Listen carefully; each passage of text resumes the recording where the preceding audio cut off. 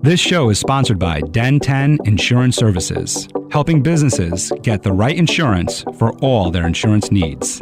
Visit den10.io to get a quote. DENTEN.io. And remember, when you buy an insurance policy from Den 10, you're giving back on a global scale. Hello, all my entrepreneurs and business leaders, and welcome to the Michael Esposito Show, where I interview titans of industry in order to inform, educate, and inspire you to be great. My guest today is a first-generation Indian-American woman. She uses her platform to share her lived experience as a corporate leader and brings forward a diverse voice not commonly found among leadership speakers. An avid traveler visiting many parts of the globe, she uses these experiences in her professional life to communicate effectively. Her background in sectors such as retail, government, finance, real estate, and healthcare allows for a dynamic, nuanced look at common problems in the corporate world. She is all about motivating and inspiring others and is the CEO of Trak Investments, LLC. Please welcome Angel Mary. Thank you so much for having me. Welcome, Angel Mary. I have taken on this task of putting together the intro to my speakers. And so what I started doing is actually, instead of creating this task for myself, is just going to their website and downloading it. But as you've witnessed, it's not always a smooth ride for me to be able to read it exactly the way it is. But I'm learning and I'm getting there. But one thing I would like to add, and why I'm bringing this all up to this whole intro, is you're also a Toastmaster with me. And I feel like a kinship with my fellow Toastmasters and like a friendship of sorts, because I know we don't hang out outside of Toastmasters and we don't really talk outside of our club meetings. But I do feel this like friendship, because when we're in Toastmasters and when we give speeches, especially our icebreaker, they're very personal stories. And then even during our table topics discussions, we sometimes bring in personal stories. And so I feel that even though we don't hang out outside of Toastmasters, we all get to know each other on such a deep personal level that there's this bond. So I was very excited today to come in and meet with you, because I was like, I get to interview a friend. Yes. I think that's also part of why my little time management issue this morning happened, because I was like, I'm interviewing Angel Mary. It's all good. Yeah, no, I completely agree. I feel like I wish I found Toastmasters about 20 years ago. Yeah. Really. I know. Because so much of what has transpired in the last year together, where we've come together to really build our leadership abilities and our public speaking abilities, just like you said, those table topics, those personal icebreaker speeches. And for me personally also, when I'm writing speeches, I always bring something personal to the table because it's just easier for me to talk about personal things naturally. Right. But because we're bringing those stories forward, similarly, I know more about you than probably someone I would have worked with as a colleague for many years who doesn't talk to me. Because that 1 hour a week that we're meeting, we are bringing something personal to the table to better ourselves. And then we're also opening ourselves up for criticism, right? Yes. Well, feedback, always positive feedback. Well, yes, it is positive feedback, but we do gush on each other at our Toastmasters meeting, and sometimes I wonder about that, how helpful it is. But I think I've always thrived off of positive reinforcement, where my mother would be like, "You're a really good writer," when I really didn't want to write. And definitely. so I would start writing because she said that. Well, we just got a new member into our club because they were fielding different clubs in our area, and they came into ours and they saw the way our feedback was, our evaluations were very constructive, positive, constructive, tips and pointers, and they wanted to be in our club for that reason. So I do have a personal affinity to our club. Yes. I'm clearly biased, being the VP of membership. Yeah. So if you want to join, you know how to join. Well, yeah, and definitely that's the Dutchess County Regional Chamber of Commerce's Toastmasters, although we have dropped that whole title, so it's just the Dutchess Toastmasters, but that's the original name. But part of that name comes from, the foundation, really, right? So it was passed on from different leaders and mentors in our Toastmasters club that you and I are a part of this positive, constructive feedback. And it's that it's a good cycle. There's these cycles that repeat themselves. And then this one, it's a good cycle of mentors and leaders in our Toastmasters Club who would give positive, constructive feedback with tips to improve and not tear down the speaker. Yes. And I felt that way from the very first meeting that I had in the club. And I'm glad that that person felt that way and that you have carried on the baton. Yes. And continue to do so. This podcast is not going to be all about Toastmasters. However, it is always nice to give a plug to Toastmasters because like you said, you wish you found it 20 years ago. I'm nodding yes with you because same here. Like it changed my life. Like Toastmasters, and I'll say this for our listeners is that like, if it's not Toastmasters for you, if it's something else, but finding a platform to be able to share your voice and to be able to go out and I guess learn more about yourself to share with others and receive that feedback, the growth is tremendous. And so from when I started Toastmasters to where I am today, that's only 5 years ago. I say only, but it's 5 years ago. The growth is way more than the 5 years prior. Yes, and absolutely. It has to do with what you said, being vulnerable by bringing our personal stories in and that vulnerability and sharing it in front of people who you don't know how it's going to land with them. I mean, you're hoping that they're going to be compassionate and empathetic and positive about your story. Yes. But what I've come to find is when we tell our personal stories, people, first of all, we're already hardwired in our brains to listen to a story. If you're giving a speech, you're doing a presentation at your job, anywhere you're going to be talking in front of a group of people, if you start spitting out facts, you're going to lose them quickly. But if you frame those facts in a storyline, people will naturally, even if they're just looking at their phone or looking at their nails or looking at the sky, they can't help but listen. And once you start listening, then you've hooked them. Then you've got their attention, right? Yeah. And I feel like, and this is the reason why I do personal stories a lot, is because I don't think people can, looking at me, see, okay, I have something in common with her. If I don't share that there's something that's a real true commonality, right? I have children. Okay, this person might have children. Or, oh, we went to the same school or school area. We grew up in the same region. It could be anything. But that one little piece in that story that resonates with that person could be all it takes for them to feel like, okay, I feel like I understand this person. I feel like I really want to hear what they have to say. And that's where that story really comes in. That's why Toastmasters really helps blossom that for us because we have the table topics. We can tell a story in that time, share a story about this or whatever. And then we have this opportunity to hone those skills because what we do in Toastmasters, we're going to do in our regular life, right? Yes. In our personal lives, in our professional lives, whoever we're networking with, all of that. So, and to that point, to just go a little bit deeper with that, is that in terms of the life-changing experience of Toastmasters or public speaking or being vulnerable, so I want us to understand that it's not just Toastmasters, it's that vulnerability of sharing. You start becoming the person that you want to be. I remember a time 5 years ago, right, where I would curse on a very regular basis in conversation. I knew that if I was going to speak in public or in a corporate setting that I would probably not need to curse or should not curse is really what I'm trying to say here. Right.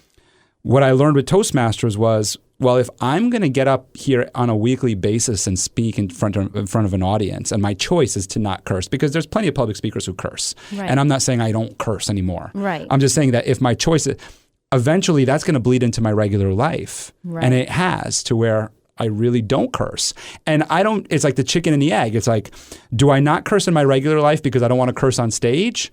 Or do I not curse on stage because I don't want to curse anymore in my regular life anymore? Yeah, right? I feel like I had that period. I was the good girl growing up. I never cursed. Then I went to college and every other word was curse word because we're in college and we're kids and we're crazy. And then you go into the real world and you got to hold it back in because you're going into corporate and you're going into an environment where that's not professional. But then, water cooler, little talk in the break room. Sometimes people are pissed, and then they say stuff. You realize quickly as you get older that it's actually not necessary and you look so much more polished when you're not using those words. Whereas in the moment, it's actually a lot more impactful when you're not using those words and you use it once, maybe a year. Yes. Like, oh my goodness, that person cursed. That's huge, right? Because then that impact lands. It gives power to the word. Correct. It gives it the power that it I guess deserves for that. If you're trying to make a statement, and I do that, I'll use a curse word when I'm like, you gotta effing do it, right? Yeah. Like, and I'm talking about motivationally, not like because I'm angry. Right. we don't ever do negative talk. But what I want to say to that point of like it becomes who you are is that's how you're able to get in front of an audience and not have those jitters or those nerves, because it really is who you are now. You're not masking this fake identity. Right. You're not going up there with this identity of like, well, I better not curse. There's not that fear that it's going to slip out because that's who you've become. Correct. Which is so important in public speaking. Yes. You also don't want, your audience is going to know you're not being authentic. Right. So if you are naturally the type of person that's cursing every other word and you're trying to hold yourself back, that's inauthentic. Maybe you should be cursing up there. I mean, depending on the venue, but you have to be, if you want to really engage with your audience and that's the way you interact, your audience is a certain type of audience that is expecting that, right? Yes. So it depends. And obviously what depends your brand is. Depends on your brand, depends on your setting, depends on whatever arena you're in. Obviously, you're not going to be, at a wedding cursing when you're doing a toast. But if you're in an environment with your buddies and you're giving, like a talk about, something that's, I don't know. Well, there are many professional speakers who use cursing on a regular basis. Yeah. And Gary Vee curses a lot. Yeah. But it's their brand. That's how they are. And in those venues, everybody knows that's what they're going to be doing. Right. And then with what you were just saying too about being authentic and then going on stage and not being authentic, and that's where those nerves come in of when you see somebody that you recognize in the audience. You're like, oh crap, they actually know that I'm not like this, and that's where those. So it's really like.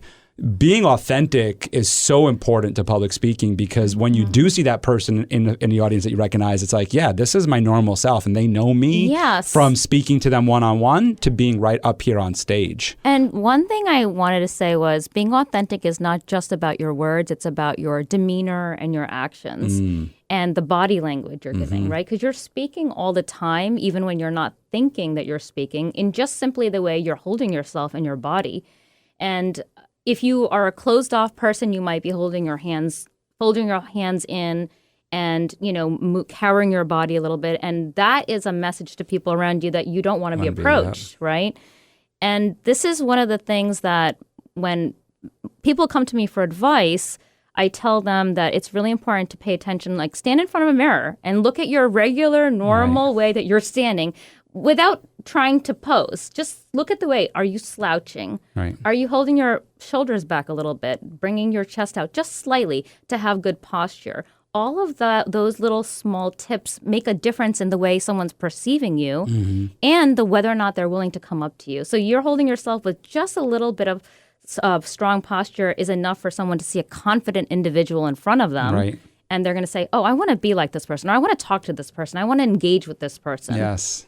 I mean, and that comes out to entrepreneurship and moving into the executive branch at a hospital, like you did yourself. We didn't even get into any of that quite yet, but just so our listeners know, because we've gotten so far down the rabbit hole of public speaking, is that it does relate to your business of Star Trek Investments. It's not an investment company dealing with finance. It is a personal investment company, right? It is investing in yourself, in learning about who you are and inspiring greatness within you. So that's why we're really talking so much about public speaking. And I want to actually continue this conversation on public speaking, because another thing that I noticed in your background and in your bio that you sent over to me is how well-traveled you are.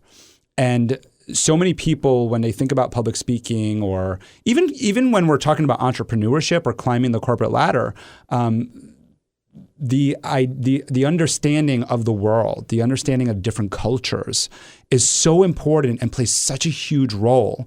And so I don't want to downplay the number of countries that you visited, because it is in your bio, all of the countries that you visited, which is just tremendous, and lived abroad in different places as well.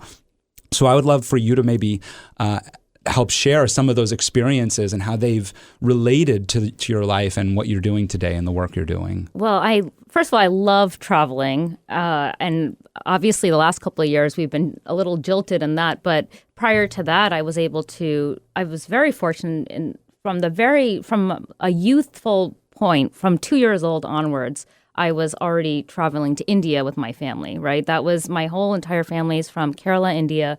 And my parents brought me there at the age of 2. And every 4 or 5 years, we were already making international trips to visit our family. And I would spend a month or 2 months at a time over the summer there. So I would get a very different experience living in an emerging country like India over the 1980s, 1990s during my youth, and seeing that contrast to the truly luxurious life we live here in the United States. A lot of the problems that we think are problems here are not problems over there because we've already bypassed those first world issues of needing food, water, clothing, basic shelter.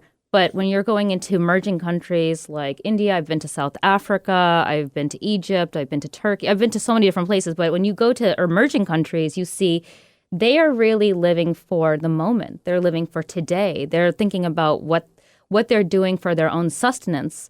They're not thinking about things like, where am I going to go in my career? They're thinking about livelihood, how to feed their families. And that is a huge intrinsic shift in the way people think over there versus over here. When you have that particular lens in front of you of seeing the world from the standpoint of people who don't have all of these luxuries. I'm talking about to the point where my family in India, I remember in the 1980s, only one family had a toilet in the house. Everyone else among my family had their toilet was essentially a hole in the ground, which was, as a child, I was very reluctant to use that because you'd have to squat onto the ground. Yeah. Even some of my family had an outhouse. You had to go outside of the house to take a shower in this area where it was a bathroom area. And that was a very foreign concept to me at the time, that I would have to leave the house to go to the bathroom. And they didn't see that over there as being poor or anything. That was just the way of life for them. As modern conveniences started going from the Western world outwards, toilets started becoming more standard. And now all of my cousins have it there. But I remember specifically not wanting to go to one of my cousins' house because I was so blessed and used to having a toilet in my house in the United States that I was like, no, I don't want to go there. I don't want to do number 2 on the floor. Right. I just didn't want to do it. Right. And I was a child. I was very spoiled, obviously, because, I should have probably just sucked it up and did it. And that's an experience. And I did have to do that a few times. But those kinds of things really show you the difference in the way we live day to day. And that is one of the reasons why I feel like travel is one of the fastest ways to get self-growth. Because the moment you get out of your comfort zone in your day-to-day, whether it's your house, you're working from home, or whether you're going to a company back and forth, that's your world, right? Getting out of your world and getting yourself into a different place completely with different culture, different foods, different language, you expose yourself to so much that you come back actually a different person from that trip. Even a 2-week trip or a 1-week trip can do that for you. Just immersing yourself and really not just staying in the fancy hotels, really getting into the areas of the country where you're with the locals and you're doing cultural things that they do for generations. We're a really young country here in the United States. It's a beautiful country. We have so much. We're essentially a child in comparison to the other nations of the world. And having this ability to experience cultural traditions from hundreds and hundreds and hundreds, maybe thousands of years back, that is really inspirational and changes your life. What's one of your most favorite experiences that you experienced? So when we went to Turkey and Egypt, we did it chronologically, right? We did the Egypt first, and we went to the pyramids and everything, and we had this opportunity after we went, because we were following the whole line of the Ottoman Empire. The Ottoman Empire had all of the areas, Egypt and Turkey and Istanbul. So we made it a really educational trip for us and our kids. After we went to Egypt, which is really it's a desert, you go into Europe, which is Istanbul area, and it's much more westernized there. But Sultanahmet in Istanbul has some of the most authentic, I mean, really, like they have authentic mosques, and the Hagia Sophia is there, the Blue Mosque is there. There was one particular experience I was told that I need to do, which was going to a Turkish hammam. Have you ever done that? It's a Turkish bath. Oh, no. So the Ottoman emperors of that time, all of the regal individuals of that era, they would go to these Turkish bathhouses, and there was a men's and women's section, and you get basically completely scrubbed down by a couple of individuals, top to bottom. Wow. And I mean, it was really an experience. I've never, ever had to get scrubbed by someone else. It was two women, for ladies, they had women doing it. For men, it was men. And they did a full body massage and everything.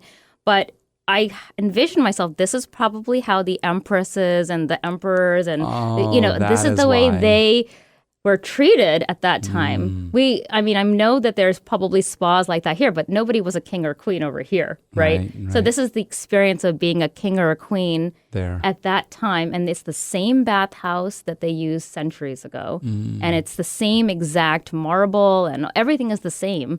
And that was a really interesting experience, just to see how cleanliness was not taken for granted in that culture, how important it was in that culture, how many bathhouses there were there. It's just a very interesting, and that's so different. It's a cultural thing that's so different than here. We don't have a bathhouse where we would all be going into, right?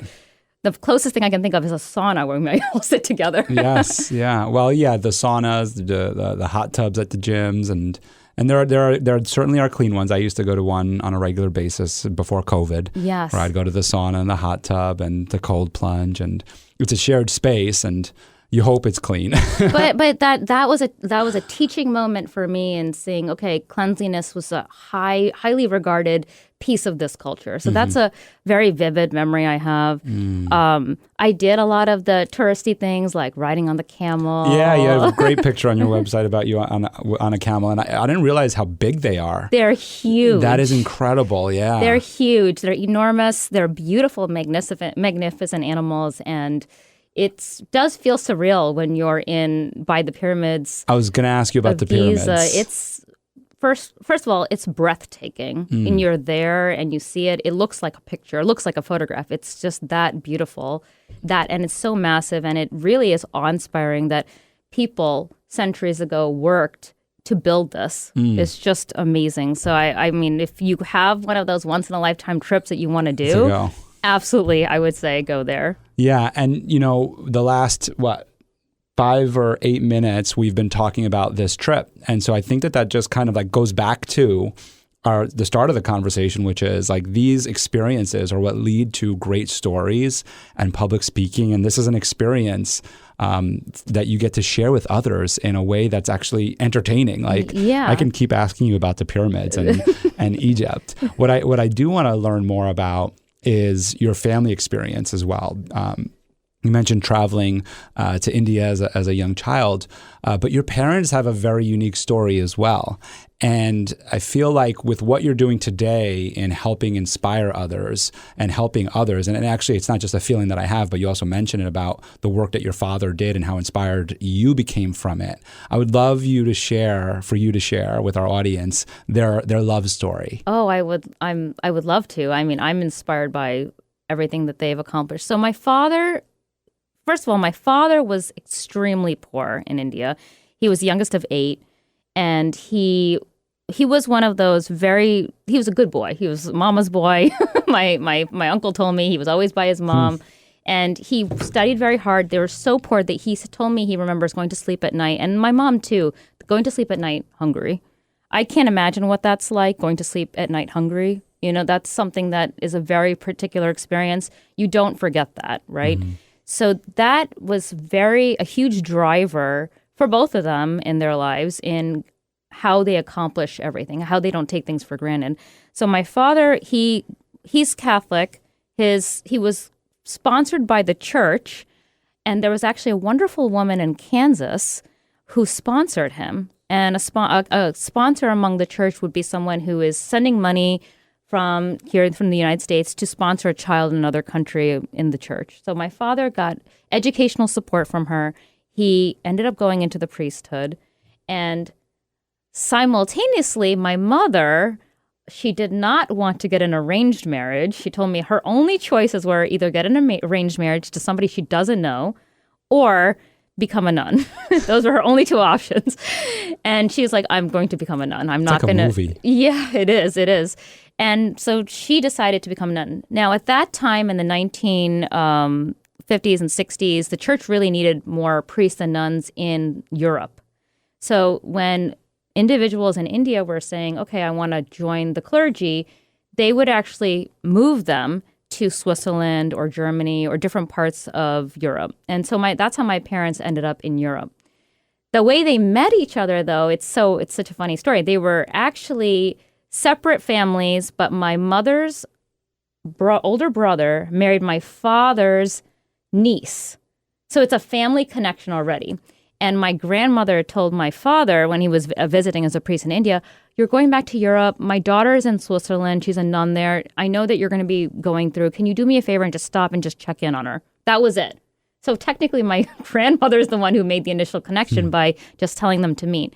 My father met my mom and they became friends because they're both clergy. They're part of the church. So that's a unique experience already, being clergy. So they became friends and they just started writing letters. In that time, my father moved from Europe to the United States. He moved to Bergenfield, New Jersey, at a parish there. He was a parish priest there. And during that time, he made a decision personally. He wanted to start a family. He decided that this life as a priest, living in celibate life, that wasn't for him. He wanted to have kids and he wanted to move forward. And he made that choice. And he also had one other personal reason. He told me that he didn't want to preach about something. So they had some conscientious reasons for moving out of the priesthood. So he left. So he left and then he moved in with a family friend and he's trying to get a job. Meanwhile, my mom in Switzerland, she took advantage of all of the educational offerings, just like my father, because my father got his master's and his PhD. My mother also went on to study. She got the equivalency of a BSN, RN degree in Switzerland. And this is all, like, they all learned, both of them speak German fluently because they both lived in Europe. So English is actually their third language coming after that. My mom actually was writing letters to my father, let him know, oh, yeah, I'm leaving the clergy. And it's at that time that my father started changing his letters from platonic letters to love letters, handwritten, by the way. This is back in the 1970s, before we had internet, before we had emails. This is when snail mail was normal, pen pals were normal. So my father's letters transferred and changed from platonic to really trying to woo my mom. And he asked my mom, will you marry me? She said no. Then he tried again, and she said no again. I mean, and each time he wrote the letter, it was like trying to woo her a little bit more, like doing a little more romance in the letters. Sadly, I can't even read the letters because it's all written in Malayalam, a different language, their home mother tongue. Oh, okay. So I can't even really read it and understand. Someone would have to read it to me. But my mom told me the final time he asked, he said to her in the letter, one phrase, if you marry me, I'm going to hold you in the palm of my hand forever. And that was really kind of it. I mean, I'm sure in English it's not really as eloquent as what I'm touched right now. My eyes are watering. It's beautiful. And my mom was like, at that point, she was like, okay. And I asked her, I'm like, why did you say no to him? And she's like, Angel, when you're thinking about who you want to marry, you're thinking about someone handsome. And when I saw him last, he had this really big belly, and I wasn't really... So she was just thinking about who he was at that time. And he convinced her, I'm going to take care of you. So she said, okay. So then she came to the United States and they got married. And it was really, we didn't have any family here in the United States. So a really big part of my youth was all of the other Indian family immigrants that came at the same time in the 1970s and were also starting families. Those people are who I call my family now because all of our holidays, everything, we spend time together. So the girls at Siddhi and Seema who I grew up with, Sheena, like all these people I grew up with, their parents were my parents' best friends. They would come over. I play with those girls. I play with all these people. And then they kind of became like you could call them like cousins almost, Right. because I didn't have my real cousins here. They're all in other countries abroad. Right. So we had a very close relationship. But my parents, my father is very, very charismatic, very loving person. And as a priest, he was counseling marriages, he was counseling individuals, and that relationship never ended. And, he, even though he left the priesthood, he did also, just like you, he was a insurance agent. Oh, yes. He was a New York life insurance agent. He was very successful. He was able to get people to want to buy from him because they liked him, genuinely, Right. really liked him as a person. Because he was the type of person that if you called him on the phone and you had a problem, he is not putting the phone down until the problem is resolved. So we used to actually joke back then, Daddy's married to the telephone, because he would be on the phone all the time. And my mom, she just knew that this is how he was in the community, right? He's the one everyone goes to for problem-solving issues. And I recall there was one time where a really close family friend of mine, like my parents, they were the wife and the husband were in an abusive relationship. And I remember my father, he had intervened multiple times to try and help them. And then finally, I remember going over to their house. I think we were it was such a bad fight. We went over to their house. The wife was crying and the husband, they both respect my father so much. They both listen to him. But my father, I remember telling the wife, you need to go. You need to leave. And no one can hate my father for what he says because he's that deeply respected, because he's such a kind, caring, and he's an active listener. He listens to people. So I've seen such a good example of a good human being with my father and my mother too. Her whole side changes, everything about her changes when my father got sick, and that's like a whole other side happened later. I want to ask you about that. Yeah, we're going to talk a little bit about that, but I think it's also his intentions. Yes. When we think about, we were talking about public speaking before. We speak about business, entrepreneurship, and it's what is your intention? And people see through that. You bring up insurance, and New York Life. So he's selling life insurance, and there's a stigma in any type of sales. You have the car dealer and everything, but life insurance has a stigma as well, where people are like, well, I don't need any more insurance. But when you speak to somebody who sells life insurance, whose intentions are to look out for your family's benefit, for their future, for what you may leave behind, when you speak with somebody with those kind of intentions, they no longer are just another life salesperson. Right. They are somebody who you understand and relate to. And so that's really the image that you're portraying about your dad, is his intentions were always sincere. Yes. And I think we also get that from the letters that he wrote to your mother about his intentions and what he's done. And the other thing I picked up from this story about your parents' love story here is there is also an entrepreneurial spirit there. I always try to find it. I always try to dig for it. In that, in the clergy, and some might not know this, it is a paid position. Mm-hmm. It's a faith-driven position of believing in a higher being, but there's also a paid position. You're a part of the community, you're serving the community, and you receive a salary and payment. And for your father to make a decision to end that relationship, to quit his job, essentially. Yeah. To then figure it out, you said. You said to then figure it out. Figure out where you live, figure Right. out where you work, figure out who you're going to have as a resource. And we were so lucky. We call them, our family, Uncle Joe and Auntie Amal. They took my father in, gave him food to eat, gave him a place to stay, gave him clothes, like literally nothing. Yeah. And the community helped him really survive at that point. I mean, even when my mom came, it wasn't a big lavish wedding, okay? It was the Justice of the Peace in New York City with like two other couples who are their closest best friends, who I call auntie and uncle now. And they all started together just like any immigrant family that came at that time. Like they had nothing, right? Except each other. And we want to give a shout out to Queens, right? Because I'm from Queens Yes. and you're from Queens. And I always love it when I get a Queens native in the house with me. It's always nice being able to talk about our old neighborhoods over there. Yeah, definitely. It's pretty cool. But yeah, so he had this entrepreneurial spirit and there's so much more there.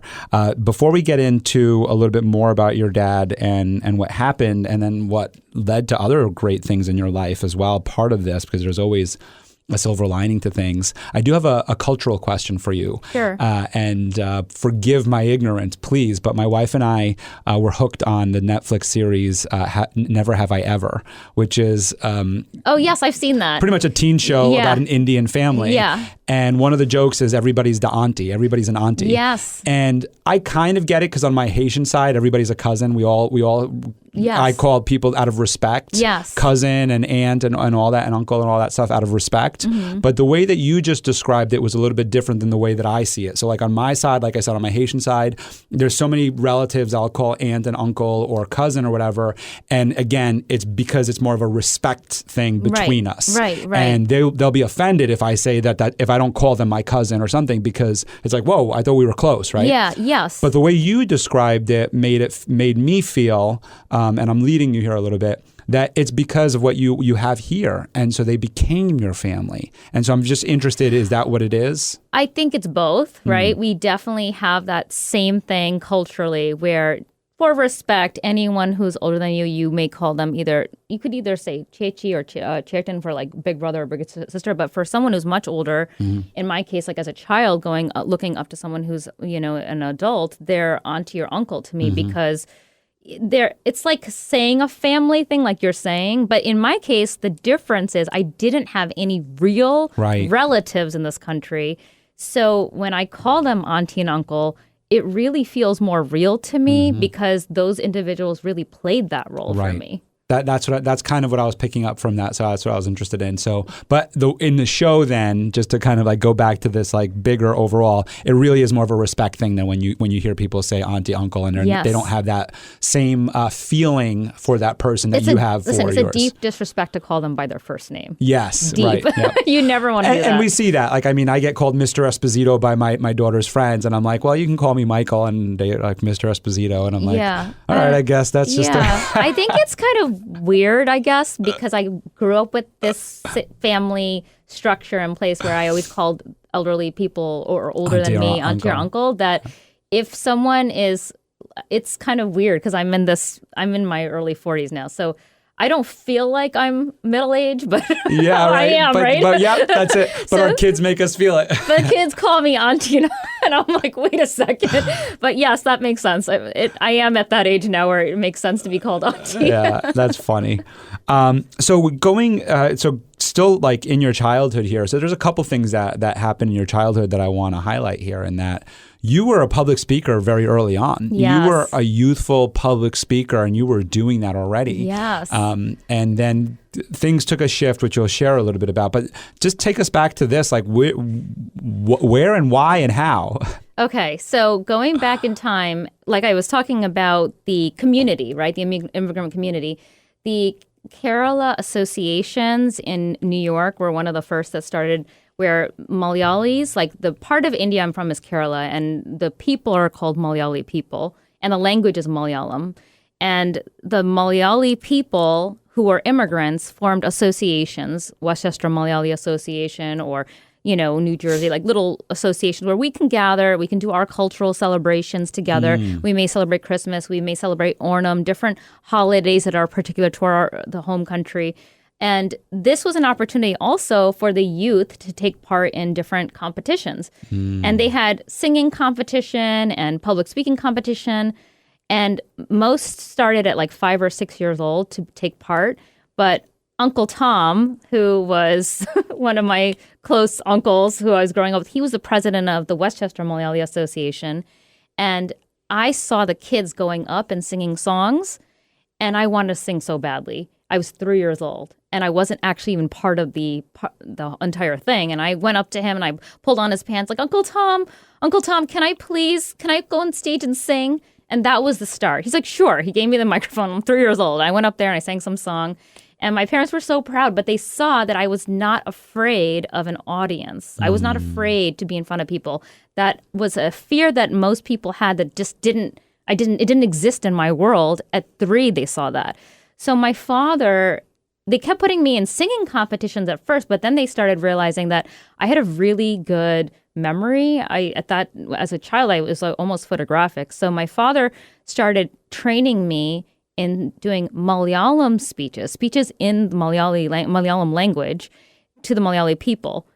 And that changed the game for me, right? I went from, because I wasn't really a great singer. I was okay. I was a kid singing, right? But the speeches was really where having that vocal variety, having that ability to have stage presence, that stuff my father, because remember, he was a speaker as a priest. He had to do it every week. So he was teaching me as a child how to own the stage. And he was the one who saw that I had something in me to share.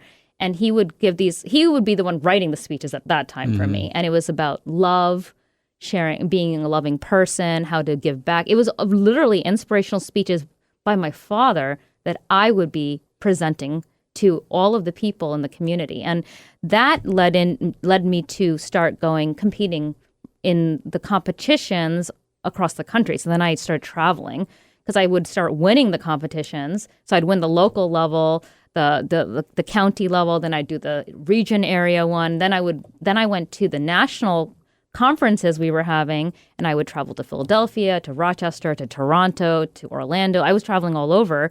I found out from my parents just recently, I was even on the radio giving one of the speeches. I was like, I didn't even know I was on the radio back then. And they just told me that recently because I told them I'm coming on your show. I'm like, oh, yeah, you were on the radio before. Oh, that's wild. Yeah. So that was my father really finding that spark in me and really nurturing and growing it. And then, of course, later on, I just, you're a teen, you don't want to do what you're doing in a little, and then you kind of let it go. But it never left, really, because it was always there. My father just built on something that he saw was like a seed growing, and then he flowered that, and he trained it, and then now I feel like I don't have that fear because I have all these years from my youth under my belt. Right, yeah, and now you're helping other entrepreneurs and people who are trying to move up in the ladder with this experience. So I have to bring it back to Toastmasters.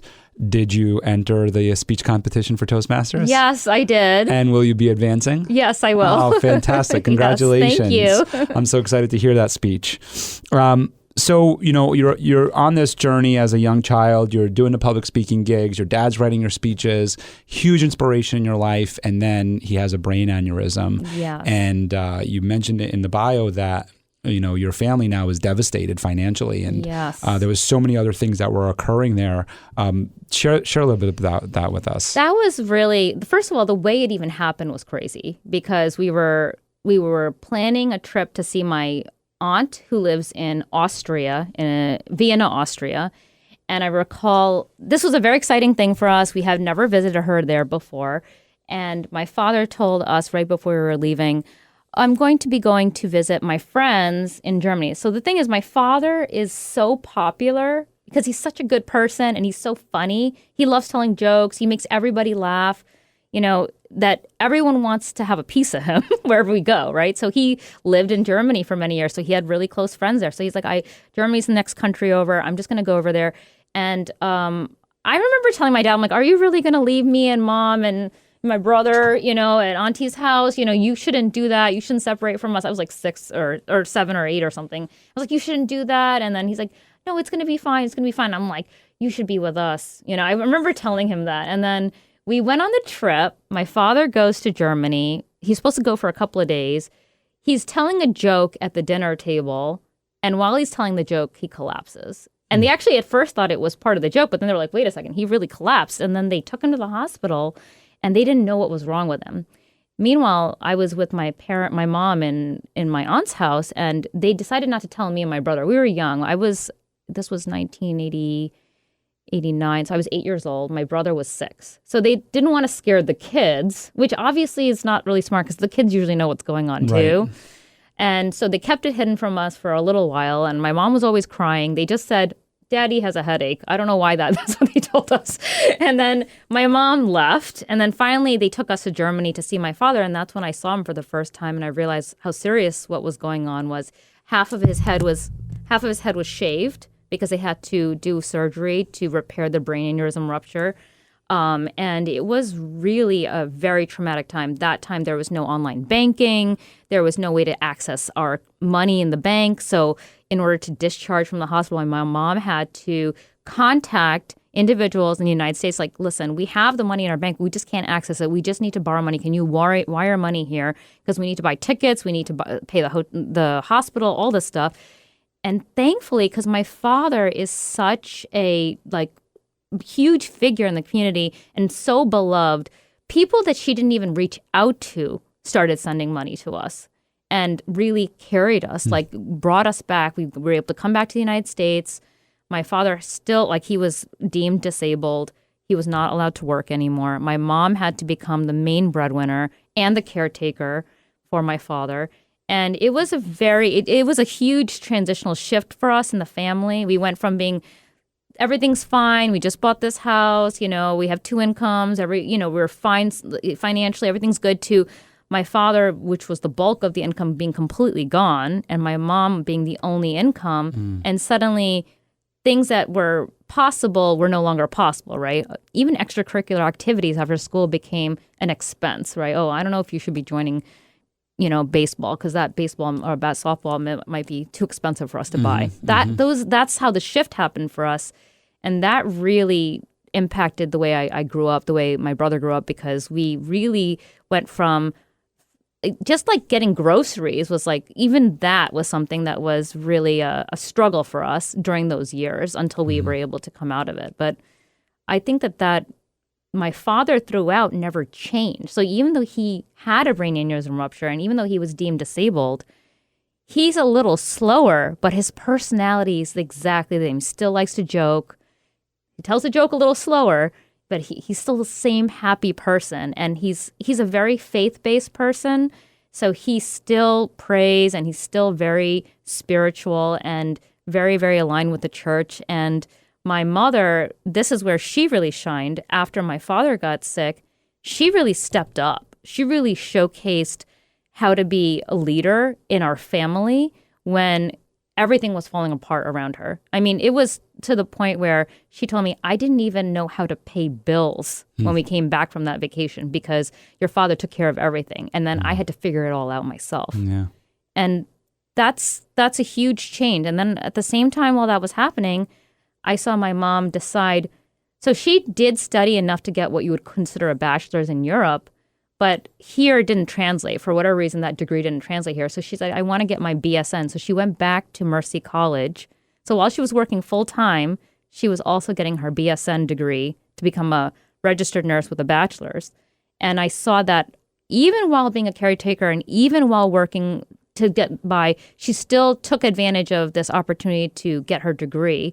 And that really showed me how important education is, the value of that. Yeah. And you guys ended up graduating together. Yes. I graduated high school and then she graduated with her bachelor's the same year. And that was, I mean, I'm sitting down studying for my SATs and she's sitting down doing her schoolwork, right? Her college courses. And that was a huge impact on the way I saw myself for the future. I'm like, my mom can do all of this and go to college. There's no excuse for me, right? Yeah. It's incredible just the examples that you had around you of and what it led you to do, which we're going to talk about your corporate experience now. But just these great examples of like your father having this mindset of just happiness really is what I'm feeling, right? Like this passionate, happy person where nothing's going to change that. Right. And it's not going to pierce through his identity, this brain tumor, right. Which he probably jokes about.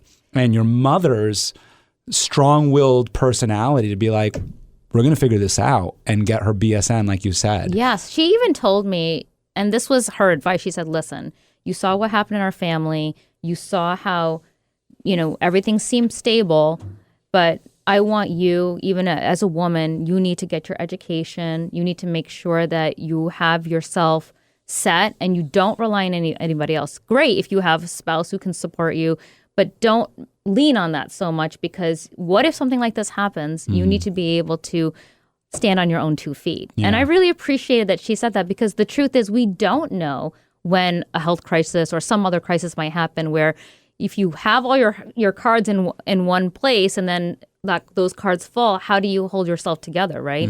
So she really valued education. And my grandmother, my mother's mother also, the poorest, like everyone was poor, but they pushed education on my father's family and my mother's family. And that's why all of their siblings are educated and living well now. And it's something that you never lose. And I'm going to bring it back to public speaking, because that's what you do. And it's what, it's what you do to inspire others and share with others. But it's a foundation. Yes. And when you create a strong foundation, you can then not just plan for failures, but then in those moments of challenge, you can actually figure out how to change course and how to redirect. Right.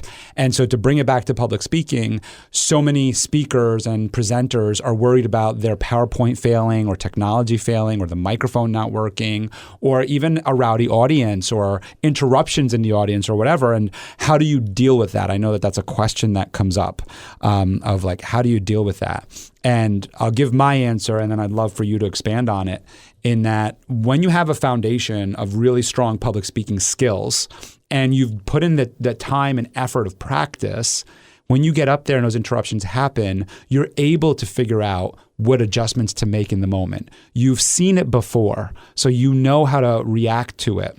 And so I'm also interested in your kind of feedback on that. Yeah, I mean, I think it depends on the type of distraction, but if let's say you have someone heckling you, you could either not give attention to that person and just continue forward, or you can call out what they're saying. But that would be really going off the cuff at that point, right? So you have to think about what setting you're in, and if you're in a setting where you can do that, or if you're doing like a prepared speech, you just move forward. So if there's a technical difficulty, let's just say you have a PowerPoint and everything's on the PowerPoint. You should also have a backup for yourself that you should be able to give the speech without the PowerPoint. Right. You should be okay with people just looking at you, because you're simply the conduit of information.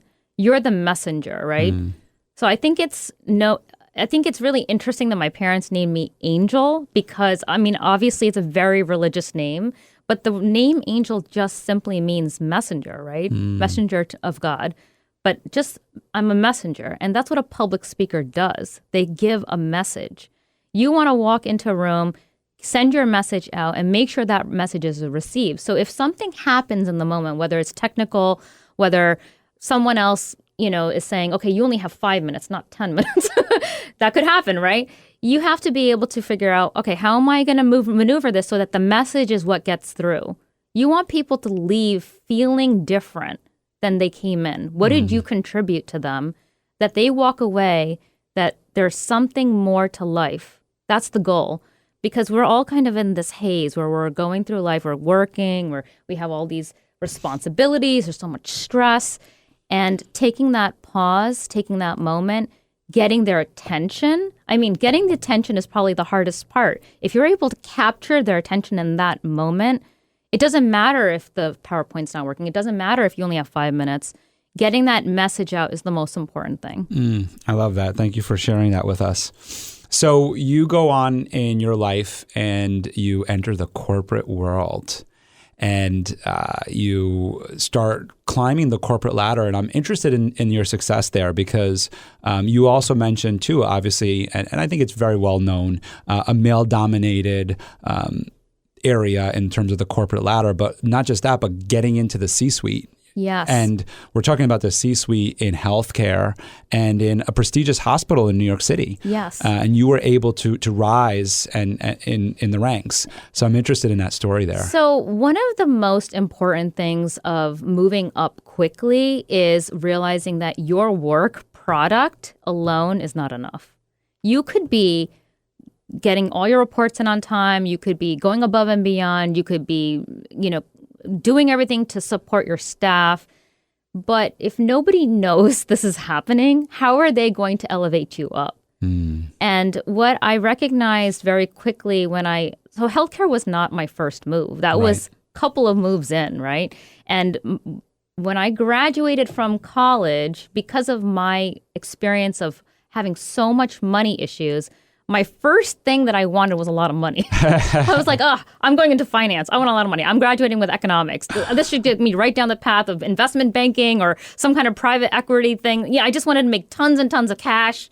I wanted money, like you see those like memes of people like holding like dollar bills and stuff. That's what I wanted at that time. And then I get into the roles and I start realizing that you can't really just go for money because you're not fulfilled. Money is it's a currency. It's a conduit for getting something else. It's not really what's going to fulfill your soul. So when I was in finance, I realized that wasn't really aligning with me. It also didn't align with my life because being in that financial position meant I needed to be there a lot longer than I wanted to give with having young children. So I wanted to have a real work-life balance. So I had to try a couple of times. And that's the whole reason why I started the Career Path Angel podcast, because I did have to jump from different industries over and over. I went from government to legal to, finance to I did my own chocolatier business. Then I did real estate. I did so many things to get to the point before I got into healthcare where all of it aligned. And what I'm talking about alignment is, I'm talking about first is, for me, and you have to know what your personal values are. Your values have to be clear to you, but I can't tell you what that is until you start working and figuring it out. You will actually start eliminating what's not important to you as you start working in different roles. But I knew by the time I was moving into healthcare, before even I stepped foot into the role of healthcare, I knew that it was important to have work-life balance where the company or wherever I'm working cares about me as a person and my personal life. So that means if something happens at home, there's an emergency at home, I shouldn't have an issue. It should not be a misalignment with the company that I need to go home and take care of my kid. It should be there should be an alignment there. Healthcare fit that. That was number one. Number two, I needed to have a feeling that what I was doing, whether or not I was a clinical person and I was not actually giving, clinical advice or tips or prescriptions. I'm not an actual clinical person. I'm not that person at all. But I'm doing something along the lines to help someone heal, right? So I'm moving someone from a place of being broken to healing. And that was my motivation, my motivating factor in that field that I felt really propelled me, because no matter what problems I came across in the office, I know whatever my action is to help a patient at the end of the day. So that was a very important other factor for me. And then the final factor is obviously the monetary factor. You need to be able to make enough to be able to get by. Otherwise, you're always going to be failing in that. So those three things were very important to me: work-life balance and getting fulfillment, real fulfillment. And I think the fulfillment part is the part that a lot of people think when they're graduating from high school or college and they're starting their careers, that they're going to get fulfillment in one or this particular path, and then they realize they're not getting it. That's why they say there's up to 5 career changes in a person's life. That's the reason why, because you're not finding the fulfillment in the very beginning. Mm-hmm. Yeah, and I wrote that down. I wrote down fulfillment purpose is really what it is. So you have fulfillment and then monetary. Yeah. And then you got to find the monetary. Yes. So you were now doing all of this work. So now you've found your way to healthcare. And you're doing all this work in the corporate world where you are handing everything in on time and doing everything. How did you get yourself noticed? Okay, so first, obviously, the moment you walk in the door, you are being judged from your exterior. So you have to be, even if you're walking into an entry-level position and there's no chance that that position might even remotely get you into a management role down the road, you need to walk in like you're the boss. You need to walk in dressed like the boss. You need to walk in with this image. Okay, I literally walked in with a blazer and a full suit on for a role that most people are walking in with just a slacks and a blouse. Why? Why did I walk in like that? Because I knew that this position is not where I'm staying. If I walked in dressed for the position I'm going in for, then I'm not going to be looked at as someone that could move into another position. So from the get-go, I gave this vision, and this is part of executive presence, right? I'm coming in with a very specific persona, and my persona and my image is going to be translating in my professional reputation, and part of that is the way you look. So I'm presenting in a way that's professional and presenting in a way where I do already look like I belong in the C-suite or in some type of management position. So that's number one. Number two is your work product and your reputation with your work product has to be impeccable. Meaning if I'm working with you, Michael, and then I hear, okay, Michael's going to be working on this project, and I've heard about you before, you want the things that you've heard about you to be great. Like, oh my gosh, great. Michael is the one working on this project. Thank God. I know this project's going to get done. I know this is going to be great. That's what you're trying to actually hone when you walk in the door. You want to build that reputation so that when your name is brought up in another room somewhere else where you are not there, someone else is saying, yes, I want that person. I know this is going to be done properly or right. So that's the second piece. Those two pieces most people can get very easily. But the third piece is the part that really helped me, and I think that will help other people, is opening your mouth and saying what you want. So this is a really crazy story. I was working. I realized that in order to move up, most people needed their master's. I was very fortunate to have I would say, somebody who was, you could say, like a corporate sponsor, really, in HR, who saw something in me and who helped me in getting my master's in business administration covered through the company. And by building that bridge with this person, I started, and this person was in a more of a leadership position than me at that time. And I told that person, I started with them, and I said, this is my goal, and this is where I want to go. And that person told me, because they also recognized already, like those first two pieces are already there, right? The way I look, the way I'm dressing for the roles, and then my work product and my professional reputation, my executive presence, all of that is bundled. It's already in a neat package. Now, the next step is moving into that leadership role. I started by talking to people. I started telling people. So the person who helped me get my sponsorship for my master's in business administration through the company, she started telling me about different movers and shakers in the company. Okay, you want to move up? You're going to want to start talking to these people. Okay, that's number one. Who knows who? Who knows who's the decision makers, right? You have to know those people. And how do you know those people? You have to start opening up. You start talking to them. Then I told her one of them was the CFO of the company, and he was a very intimidating person. And she told me, yeah, I think it's a good idea for you to go ahead and make an appointment with him. Because I asked, like, what do you think? She's like, yeah, go ahead and do that. So I went in and I had a meeting with him. And I'm going to be honest, I didn't like him at all. Because he was exactly what you see in the movies, like the pompous, he leans back in his chair, puts his hands behind his back, puts his feet up on his desk. It's just like literally like the movie bosses that are big time. And, he was definitely exuding a lot of masculine energy at me. And I was just sitting there and I'm saying, hey, I want to move up, blah, blah, blah. And then he's like, well, get your master's and come back. That's what he said to me. And I was kind of pissed at that moment because I was like, wait a second. I want it now. I don't want it later, And in that moment, he was kind of tough with me. And I got kind of pissed. And then I went back and I grumbled about it. But then I was like, you know what, whatever. I am doing my master's. I am going to get my master's. I'm going to do the best job I can. He was basically like, do the best you can in your master's and I'll help you. You get your master's. You come back. And so, you know what I did? I dug really deep into my studies. I graduated with distinction. I was really excited after I graduated because I'm like, this is it. I went back. It was like a year and a half later. And I went back to him. I had another meeting with him. And I was like, I'm here. You said you were going to help me. And that's probably a little obnoxious the way I walked in. But I walked in with a little bit of a chip on my shoulder because, this is the energy he was giving me when I walked in both last time. And he's like, okay, great. Sure. No problem. And I was like, what? I wasn't really expecting him to do it.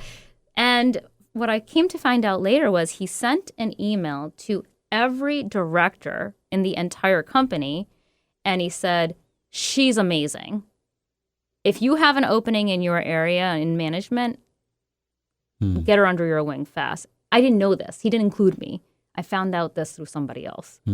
So again, like what I was saying earlier, the way you present, the way you articulate yourself, the way you are viewed by others, that is so important. And you have to defend that. So if you're in a situation in your career where someone is trying to steal your work or trying to blame you for something, don't sit back. You have to open your mouth and say, no, I'm sorry, that you check it in the moment. You don't have to be antagonistic. You don't have to be, confrontational, but you check it in the moment because you're showing that you're a confident individual and you're not going to let someone walk all over you. And you do need that when you're in a leadership role. Yeah. And you also showed that grit to him of like, all right, you told me to do that. I'm going to do it. And coming back in, there was some growth that I felt there too from you, from like, and just like seeing you in studio here, which our audience can't see, but I'm sure can feel, of when you mentioned going in there and you're this like humble little, I'm going to come in, hi, what can I do? And then like, all right, give me the job. Yeah, right? yeah, definitely. So some personal growth happened in that time too, right? Yes. I think the one thing he said to me in that moment was like, when you came in the first time, you were really... He didn't say like specifically what I was, but he said you would not have been able, this is how he said it, you would not have been able to handle a entire floor full of nurses screaming in your face. You wouldn't have been able to handle it. Right. And he's like, but you walked in here today and you were like a stone, like nothing could happen to you. Yeah. And I can't say that it was because of my master's that happened. I think I worked hard for my master's, but I think there was a confidence growth that happened from the point that I walked in and said, I want to do this.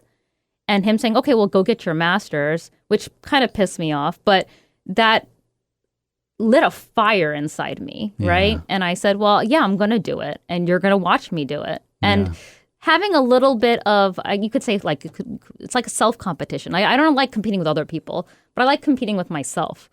And that's the way you should always compete. Who you were yesterday, you have to be better today, right? Yeah, that little fire that you had, I think, is like you just said. It's your master's was what you needed. It's the paper that they needed on their file to be able to look at you. But that life lesson, that personal growth that you had there of that fire, that desire, is what you need when you do have a floor full of nurses screaming at you. Yes. And I think about that with our business leaders, our entrepreneurs, is that it's that life experience that we need. We talk about studying, and you were talking about education in your family, but it also has to do with life experience and reading books and meeting with other individuals and speaking with them and learning from them and then being put in the fire and dealing with it. And it's about having that inner confidence that you walked in with the second time that helps you deal with it, because it's not about screaming back. It's not about walking in with fake confidence where you're acting a certain way. Right. It's about having that inner confidence to where you could stand on your own and listen to those screaming nurses and be able to work with them. Without taking it personal. Right? Because you've seen leaders out there who that they're not handling themselves in a leadership manner when they're taking something that's happening that really is about problem solving and making it a personal ego thing about themselves. I always know I'm going down the wrong path when I start thinking that it's I'm getting my feelings hurt. Right. Whether it's an argument with my daughters, my wife, employees, partners, teammates, whatever it is that I'm doing, whenever the feeling that I get is the victim feeling, they're hurting me, or don't they know how I feel? Which, by the way, I say very regularly. So we're not immune to it just because we recognize it. But whenever I have that feeling, I know that it's me. I'm taking something personal. And all of these people around us, none of them, like unless you have like a really mean person who's around you, which you should get rid of. Yes. None of them care or are trying to hurt me. Right. None of their intentions are to hurt me. Right. It's happening because they're dealing with their own crap. Exactly. Oh my gosh. You just said the one thing that my father would tell me all the time. You don't know what's happening in their life. That's it. that's the same thing I say when, you're driving in the car and someone cuts you off. I'm like, it might be a little old lady and she might be trying to get to the hospital or something. I'm just going to not be mad about this. Oh my goodness. I try to say that to myself too all the time when I'm like behind somebody. Like slow drivers drive me nuts. So when I'm behind a slow driver, my wife tells me, think of me because I'm a slow driver. Just imagine it's me. And I didn't understand that. So just to like really give you a little bit more insight on this. I didn't understand that because, I love her. Yeah. And so I could think it's her. And I'm like, okay, I think it's Devin and I love her. But I'm still like, no, this is annoying. But what I realized when actually she would drive, I very rarely can I sit passenger because I get whatever. But what I realized is that she actually has anxiety when she drives. Like she's nervous about the other cars around her or getting into an accident, or she has all these fears that happen, which is a whole other story. Right. But the point is that part of why she drives slow or does certain actions when she drives is because of these nerves. Right. And somebody who's flying past her or cutting in front of her or whatever heightens those nerves. Yes. And makes it worse for her. Yes. And so it's actually affecting her negatively. Right. And so what has actually helped me is realizing not just that it could be another Devin in the car, but that I'm actually affecting somebody negatively by tailgating or by beeping or by cutting off or any of those things. Right. I'm actually affecting their life. And it's also all of that is impulsive in the moment. That's like not a normal thing that you're going to be driving and just be tailgating someone, right? Right. It's all impulse reaction. So pulling back, like peeling that onion back on why are you just so reactive? Why aren't we just taking that moment to really think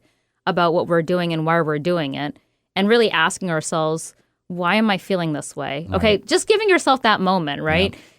Usually when you're in the moment driving or whatever it is that you're doing and someone does something, you feel that reaction.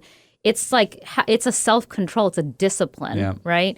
And that's why my dad would always say, you have to think about what the other person might be going through because they're in a totally different headspace than you. You don't know what news they just heard. You don't know if their family member is sick. You don't know where they're even going. You don't know what's going on in their lives, right? So the example is maybe having a road rage thing, but we can apply that to any part of our lives. And that goes in your career as well. So your colleague is quiet, not saying anything.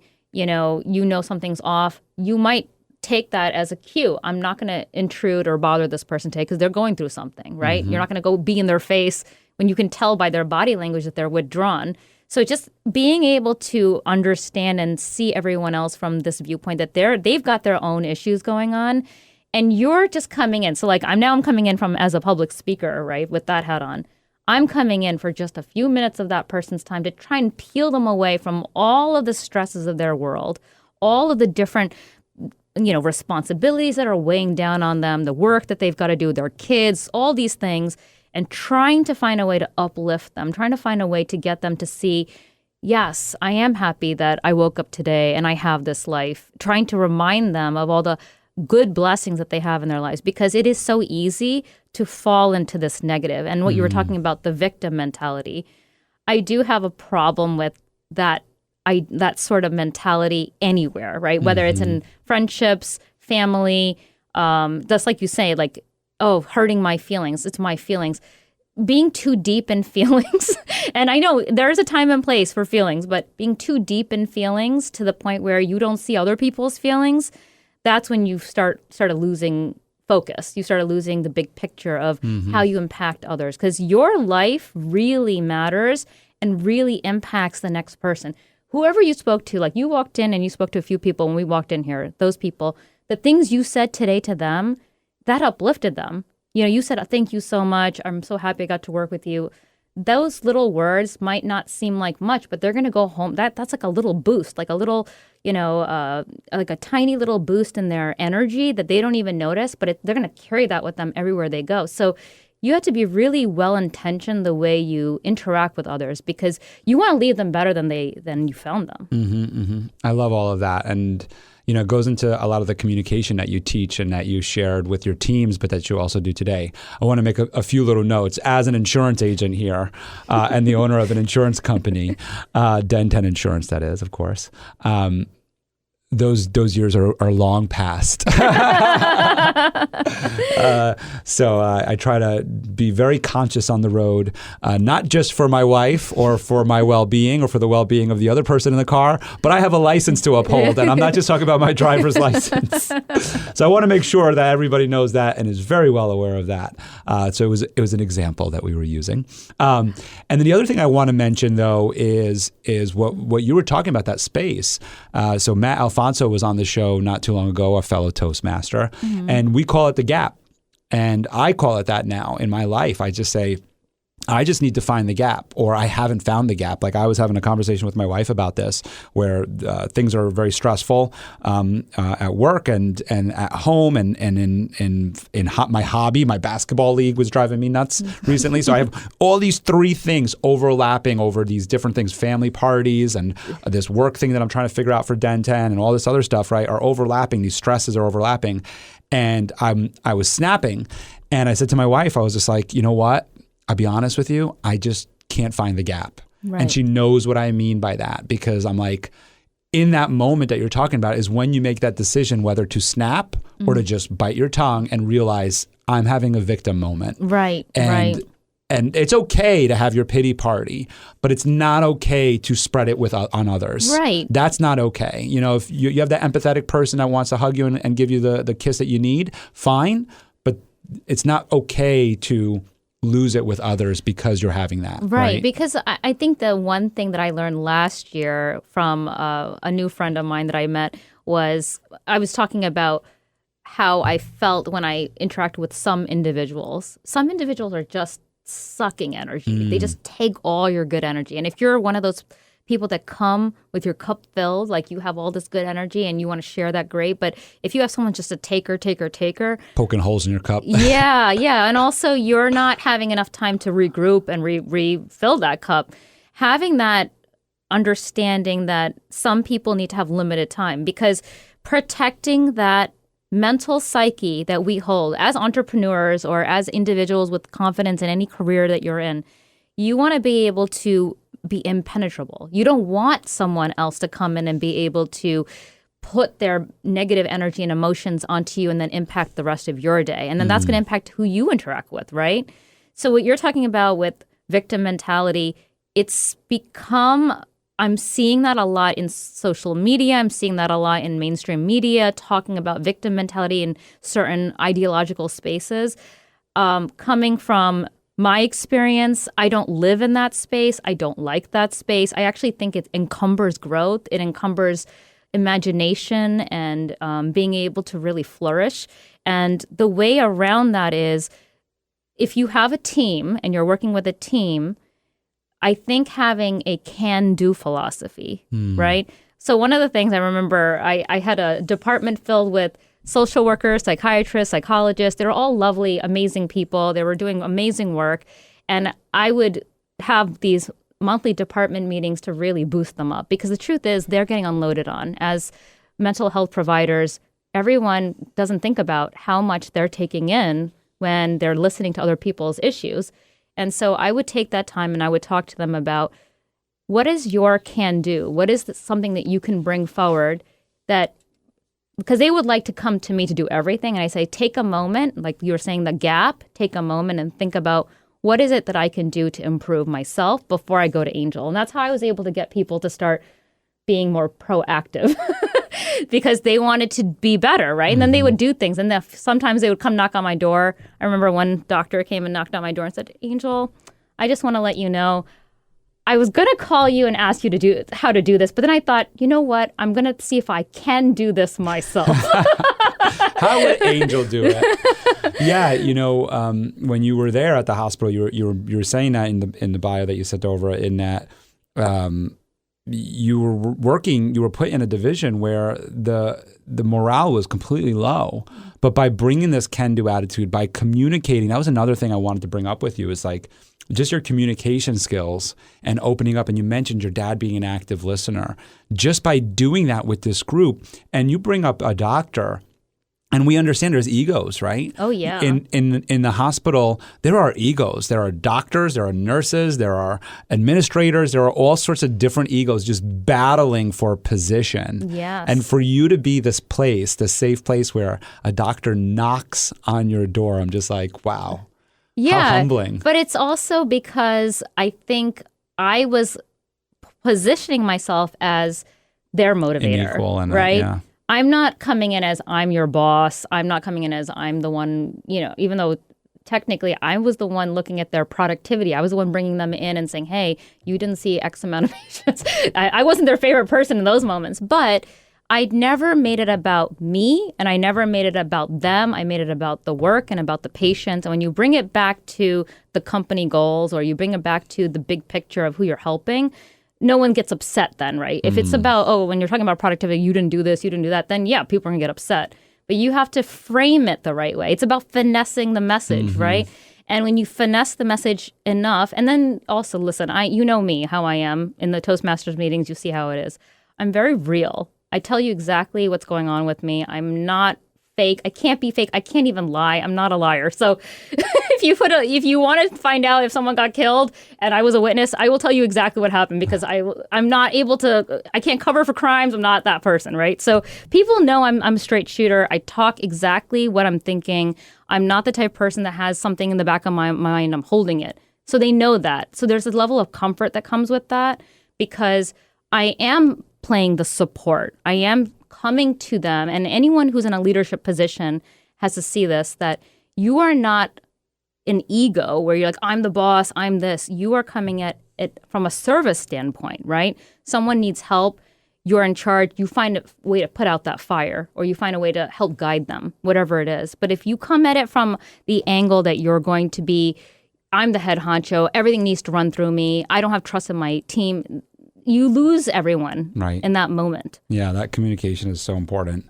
I want to also just go back for a second too about what your mother's lessons too, because I was thinking about it. We related it to public speaking, but this whole victim energy thing, she could have been a victim to your dad's brain aneurysm. Yes. But she chose not to be, and she taught you that. And it just relates back to this world that we live in of today, of just now, our present world is what I mean to say, of just you being able to be who you are because of this teaching that you have, this foundation of get your education, get all your ducks in a row because you never know what's going to happen, and you can be responsible for your own future. Yes, yes. And planning that out. My mom was definitely, she saw already in her life the mistakes that she felt I might make if I didn't get my education. That was a big part of it. But the victim mentality that you're talking about, and I just want to bring this back to working. Have you heard the term quiet quitting?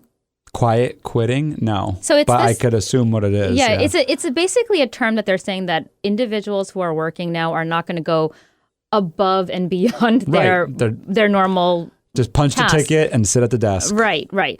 I talk to the people who are listening to my podcast too. I don't really like that term. I don't even like the idea because I think anyone who's going to work, and I understand that there should be some boundaries to work-life balance, of course, but if you're not willing to take on new projects, how are you expanding your skills? If you're taking that standpoint of, well, I'm victim, I already do too much around here, it's like a negative slant, right? It's a negative way of thinking. Mm-hmm. You lose those opportunities for growth, and then you lose the opportunity to be seen by the right people to move you up. Right. Yeah. No. And this quiet quitting, my assumption on it too is we've seen it before. It's just a term that people are putting on it. Mm-hmm. They're checked out. Yes. They're checked out of the work, and I think it's really hard as an employer to figure that out sometimes. But communication is what helps. Yes. If you're communicating with your team, like I meet with my team twice a week, and more than that because we speak regularly throughout the day. They text me, call me, whatever it is. Right. We're dialed in on each other. Right. I know when they're checked out, and it happens to all of us. Right. We check out for a little bit, but I know that, and by having that open communication on a regular basis, it also allows me to be able to give grace to it. And what I mean by that is I'll speak to one of my team members and I'll recognize that they're not at, let's say, their quote unquote desk. Yeah. We're a virtual office, so they work from home. So their desk could be anywhere in their home. But I'll recognize that. And I think that there's some times where I need to call them out on that and say like, hey, I need you in front of your computer because we need to go over this.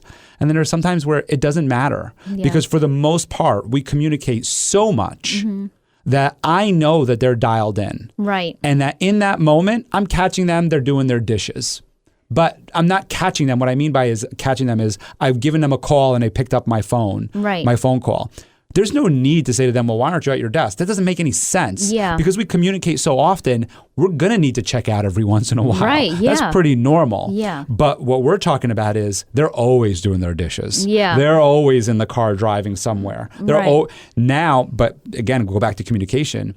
As a good leader, which you've talked about too in your positions, you know that and you start picking up on that and you're like, what's going on? Yes, exactly. And you're talking about the mark of a great leader, right? You know, in your role, you need to be checking in with your team. There are leaders out there who are not checking in. They're not making that effort to really connect. So I'll give you an example. One of the employees that was a regular issue, I remember HR coming to me and telling me, listen, you have this person on your team. And this is when I was at the point where I was running operations, and there was over 300 people reporting up to me. And this one individual, incredible, by the way, yeah, 300 people, yeah, and my then, head spins with 4. I mean, I did have like 4 or 5 middle managers between me and the staff, but there was one team that did report directly up to me, which was part of the clinical team, and there was definitely a few problem employees. One in particular always came late, and the HR person was, before I came in, handling her lateness and giving her warnings and all this stuff. But the HR person didn't have, I guess, compassionate leadership. Right. She didn't have those skills. When I came in, I was like, she's like, you need to talk to her. You know, this is the third time. And, you know, she's not going to blah, blah, blah. The HR person's very frazzled. So I said, okay, no problem. I'll get her in. So I brought in the employee and I sat her down. I said, hey, I want to talk to you. First, I want to know, how are you doing? I think I might have been the first person to ask her that question in the company because she started to cry. And then she started to tell me, my mom was just diagnosed with cancer. Early in the morning, I'm taking her to appointments and I'm trying to get here on time, but I have to get her in for these, infusions. And I said, oh, I'm so sorry. I wish you had told me this sooner. It would have been really important for us to know. And she said, well, I mean, I just didn't feel like I could say anything. And that was because the culture and that in that place was so low at that point. So the previous manager didn't have a culture there that allowed that employee to feel open enough to share. So what you're saying is you're dialed in with your employees, you're checking in, okay, they're at the dishes or whatever, but you're regularly checking in and you're giving them that opening that, hey, I'm here. Michael's here, available to you. That's a mark of a good leader. But if you're in a role, if you come into a role and you see that people are really, they're actually, I want to say they're really traumatized from not having a good leader. So then they retract and they pull back and they don't share and they don't tell you what's going on. And that's a big part of this, having that vulnerability as a leader to be able to share enough that people feel comfortable coming to you. Yeah, and listening to them and listening to their concerns, their pain. But also I think to what you're saying, I just want to add to that too, is like not putting a consequence to them sharing. Right. Right? You know, like this woman that shared this with you, like I don't know what you ended up having to do there, but just to remove that situation, because I don't want you to have to go into an HR story because we know where that can go. Right. But it's not putting a consequence to it of saying, all right, well, you were late, so now you're fired. Right. Thanks for sharing. No, it's recognizing it, and like you said, having some empathy and being a human being. Right. And going, okay, you know what? Well, let's start clean slate. Right. And let's figure out, what do we need to do to move forward? What works well for all of us so that this can work? Right. You know, we value you value us. How can we make all of this work? Because we also can't have you come in late every time. Right. You know, because the other employees don't know your situation, nor do you necessarily want them to know. Right. And so how do we make it to where everybody sees you coming in on time? Right. What does that look like for us? Right. And it's motivating for them when they feel like they've been heard, right? Right. Even me, if I'm going through something and my boss came to me and I was working and it was like, hey, what's going on? Maybe I need someone to say, hey, what's going on? Yeah. Sometimes people don't want to share. Yes, that's true. But there are some employees that need to share. Right. They're different, right? Each person is different. So if you know you have someone in your team that is more private, you could go up to them and say, hey, I noticed that you've been off. I want to just let you know I'm here if you want to talk. Just give them a heads up. And they might just say, okay, thank you. But that's enough, actually, sometimes for those private people. And for the people who are willing to share, sometimes they just need to get things off their chest. You might have to be a listening ear as a leader in that moment and then say, okay, I hear what's going on with you. I understand. Let's try to, do X, Y, Z to get to this place. And because you took that time to listen as an active listener, just like I was saying with my father, he's an active listener. People loved him. Why? Because he listened. Right. People don't listen anymore. In friendships and relationships, nobody listens. Everyone wants to just shout at the top of their lungs, listen to me, listen to me. So everyone's talking over each other, right. But nobody's really taking that time. Yeah, the listening thing is so important. I and I want to move past this so quickly because I don't even want to go down this rabbit hole. But I would put a lot of weight on social media for that reason, because social media really forces all of us to shout out, what are we doing? I mean, I'll say I'm guilty of it. I mean, I really do it more from a professional standpoint than I do from a personal standpoint. But that's what social media is. If you don't post, if you don't post a picture about yourself or about your food or your dog or your house or your car or whatever it is, your vacation, if you don't post or if you don't comment, then you don't exist online. Right. You don't exist in social media. Right. So it forces our brains to kind of rewire itself to say, I need to post. Right. And I have no degree in any of this. This is total Michael opinion. Michael's opinion corner. Ding. Right. So this is Michael's opinion corner.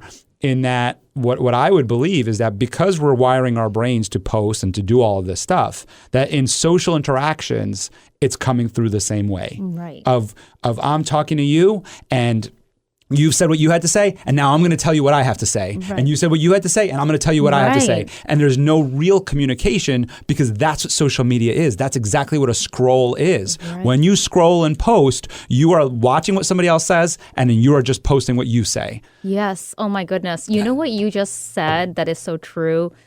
These last 3 years, people have lost their really good, I want to say, experienced social skills. Interpersonal, yeah. Yeah, they've lost it because what you're saying is this, we've fixated so much on technology that we've lost how to connect individually on an individual level. So the people who have really good interpersonal skills are going to get ahead much faster now because they're able to tap in. They're not even afraid of how do I look because it doesn't matter, right? Like anyway, at this point now, it's really about connecting with somebody else. So if someone's going outside of their comfort zone, trying to connect with the next person, right? They're really, really making that effort.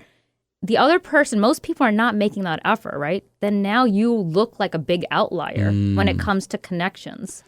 Such a big advantage to just be able to connect. It's funny. You're right. It's like, and I love what you just said too. Like, it doesn't even matter how you look anymore. Like, it's so funny because I switched from pre-COVID, I would wear a suit and tie. I was always suit and tie. Like, that is what I wore. And it helped me because, like, in the insurance world, sure, most people wear suit and ties in the insurance world, but they're typically behind a desk. Right. I was in the insurance world, cutting my teeth in the insurance world, wearing a suit and tie and cold calling. Right. And when you're cold calling, walking into businesses just cold, like, I don't know them, they don't know me, that's what that is.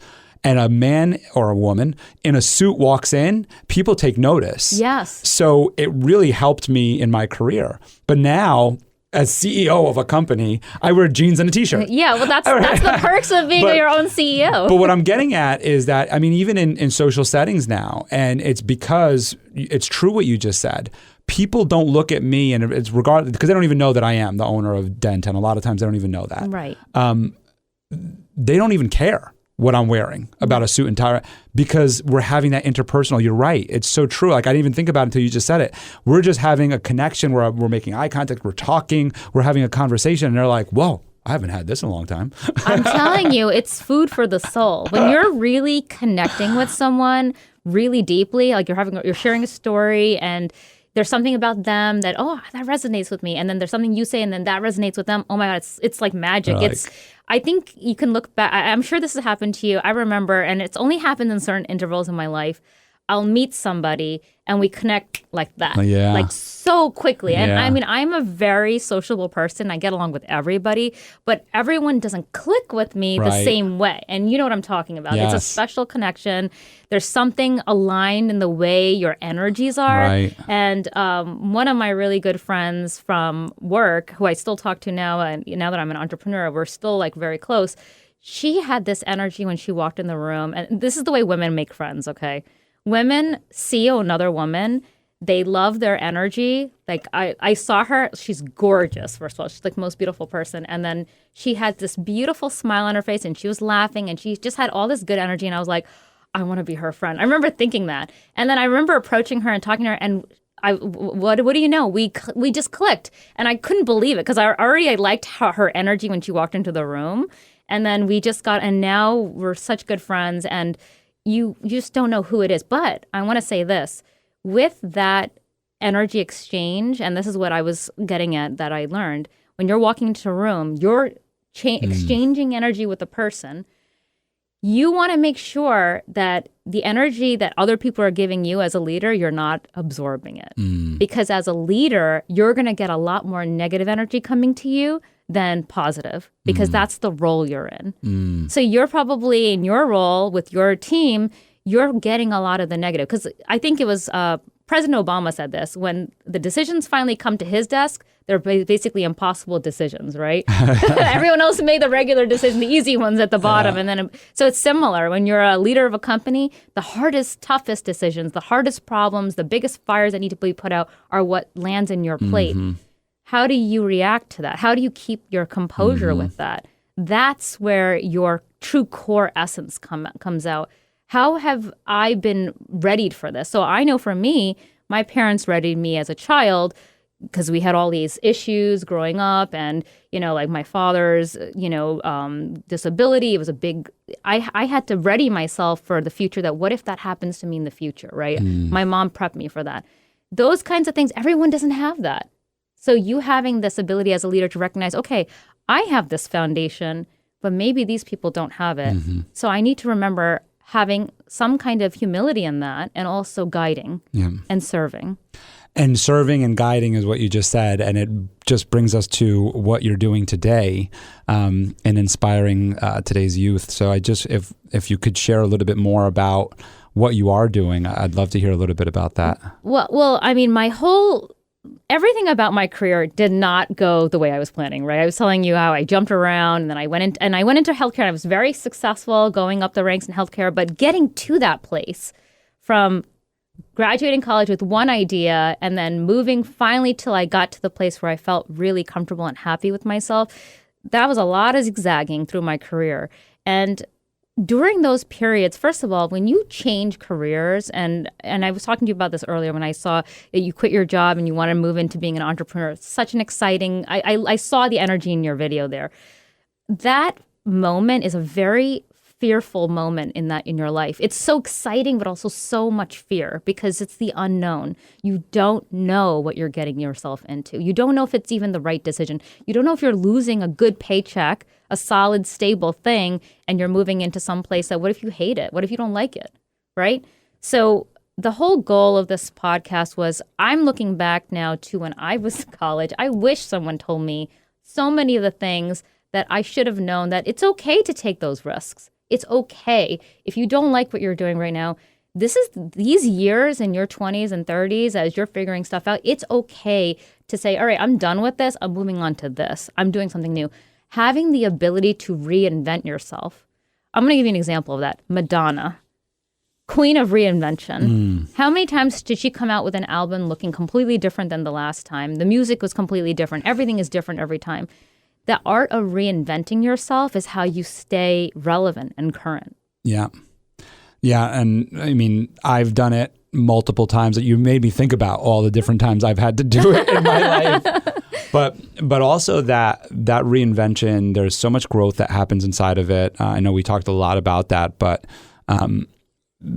because you're going so deep to what you were just talking about, that like that fear, right? Yes. So there is this joy on one end of like, I'm gonna like, typically you're doing this because you believe you're fulfilling some sort of inner desire, right? So there's this huge joy. Yes. But there's this fear that overwhelms you sometimes too. Right. It's not just sometimes, it's part of it. It's part of that journey. Yes. That is like this sinking feeling, this like self-doubt, this worry and failures come to mind. And even imposter syndrome. All of that. Yeah. And what I think about, when I think about it, those experiences, I'm talking about the negative ones, the depression, the pain, the fear, those are kind of also building who I am, right? And they're giving me that strength. And so they play a role as well. So it's not just about the highs in this reinvention. Yeah. It's also about realizing the lows. Yes. And what is that? Who was that person? How do they play into who I am today? What's changed? How have I grown from there? And in fact, you just reminded me now as we're getting so deep into this, is I just had this conversation with my coach. We were just talking about old Michael versus new Michael. And I was telling her, I always call it old Michael, right? I was like, yeah, old Michael was like mad as hell, and he was so pissed, and I could see him, and he's like yelling at me and whatever, and I'm just like looking at him going, go away. And she stopped me and she goes, well, wait, right? She goes, what is old Michael trying to tell you right now? And I was like, whoa. So huge pause. I won't do it for our audience here, but huge pause in that moment with her. And I start thinking about, what is old Michael screaming about, right? Like, what is he raging about? And one of it was, you're letting me go, right? You're saying goodbye to me. But the truth is, no, I'm not, right? You're reminding me how far I've come. Right. Right? So remember that those like fearful moments. And also those depressive, old Michael or old Angel or whoever is listening, the old version of you, that is you still, right? Yeah. I really feel like when we embrace who we were before, I embraced that version of myself. That's right. 20 years ago, didn't know what I was doing, wanted a lot of money. I embraced that version because that was still an ambitious person back then. I just didn't know what I really wanted.